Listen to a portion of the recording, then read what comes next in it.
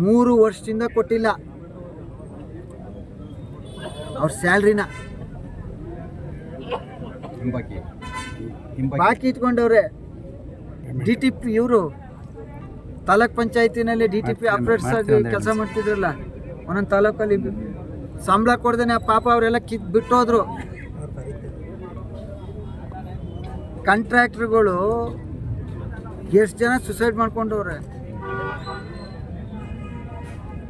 ಇಂಥ ಒಂದು ಭ್ರಷ್ಟ ಸರ್ಕಾರನ ಈಗ ಹೊಸ ಮುಖ್ಯಮಂತ್ರಿ ಬಂದಿದ್ದಾರೆ, ಅವ್ರೇನಾದ್ರು ಬದಲಾವಣೆ ಮಾಡ್ತಾರ ನೋಡೋಣ.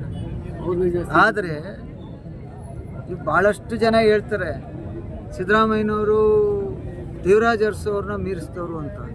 ನಿಜ, ಅವ್ರು ನಮ್ಮ ಜಿಲ್ಲೆಯವರು, ಹಿರಿಯ ನಾಯಕರು, ನಮಗೂ ಅವ್ರ ಬಗ್ಗೆ ಗೌರವ ಇದೆ.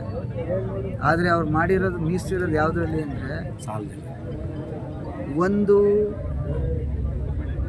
ಮನೆಯಲ್ಲಿ ಒಬ್ಬ ತಾಯಿಗೆ 2,000 ರೂಪಾಯಿ ತಿಂಗಳಿಗೆ ಕೊಡೋದ್ರಿಂದ 5 ವರ್ಷಕ್ಕೆ 1,24,000 ರೂಪಾಯಿ ಆಯ್ತು. ಹೌದಾ? 5 ವರ್ಷಕ್ಕೆ. ಇನ್ನು 3 ವರ್ಷ ಕೊಟ್ಟವ್ರೆ, ಇನ್ನು 2 ವರ್ಷ ಕೊಟ್ಟರೆ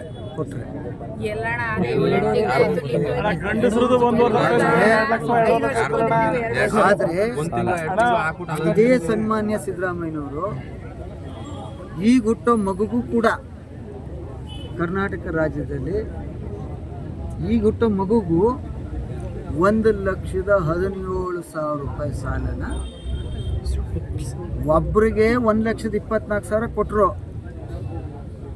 4 ಜನಕ್ಕೆ 1,17,000 ರೂಪಾಯಿನ ಹಾಕಿದ್ರು. ಅದರಿಂದ ರಾಜ್ಯ ಇನ್ನೇನು ಮುಳುಗೋಗದೆ, ಕಳಸ ಒಂದದೆ. ಆ ಕಳಸನ ಈಗ ಹೊಸ ಮುಖ್ಯಮಂತ್ರಿ ಕೊಟ್ಟಿದ್ದಾರೆ. ಅದೇನು ಮಾಡ್ತಾರೆ ನೋಡೋಣ.